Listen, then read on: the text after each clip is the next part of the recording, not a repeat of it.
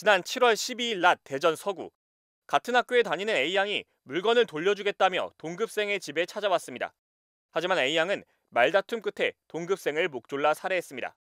어제 대전지법에서 열린 이 사건 재판에선 A양이 살해 직후 119에 전화를 걸어 한 말이 공개됐습니다. A양이 자신의 범행 사실을 신고하면서 고등학교 3학년인데 살인하면 징역 5년이냐, 자백하면 감형되냐고 물은 사실이 밝혀진 겁니다. A양이 범행 직후 극단적인 선택을 시도했다가 포기한 사실도 드러났습니다. 이와 관련해 A양은 재판에서 무섭기도 했고 무책임하게 죽어버리는 건 아니라고 생각했다면서 죽기를 바라시면 죽어드릴 수도 있는데 그런다고 죄가 덜어지지도 않고 라고 말했습니다. 유족 측은 A양에 대한 엄벌을 호소하고 있습니다.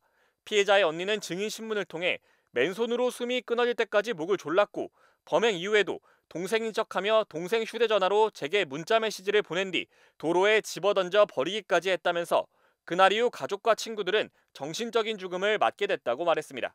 유족 측은 A양이 살해를 저지르기 전부터 피해자를 지속적으로 괴롭혀왔다는 점도 강조했습니다. 피해자의 아버지는 약속에 늦었다는 이유로, 문자에 답을 늦게 했다는 이유로, 단답형으로 답했다는 이유로 욕설을 듣고 조롱을 당했다. 친구가 아니라 부하였다고 말했습니다. 그러면서 A양의 가족은 A양과 면회도 할 수 있고 출소하면 가족들과 모여 살 수도 있겠지만 저희는 얼마 남지 않은 사진과 기억을 붙잡고 살아야 한다며 고통스럽게 떠난 딸을 위해 법정 최고형을 내려달라고 호소했습니다. 앞서 A양은 숨진 피해자와 2년 전부터 친하게 지내왔지만 폭언과 폭력을 일삼아 학교폭력 대책위에 해부됐고 지난해 7월엔 분리 조치가 이뤄졌습니다. 하지만 올해 3월 A양의 연락으로 두 사람은 다시 만나게 됐는데 A양은 피해 학생에게 당시 학폭위 개최 경위를 묻겠다며 또다시 괴롭힘을 시작한 것으로 알려졌습니다.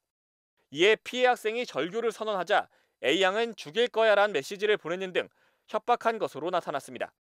법원은 A양에 대한 재판을 다음 달 11일에 마무리할 예정입니다.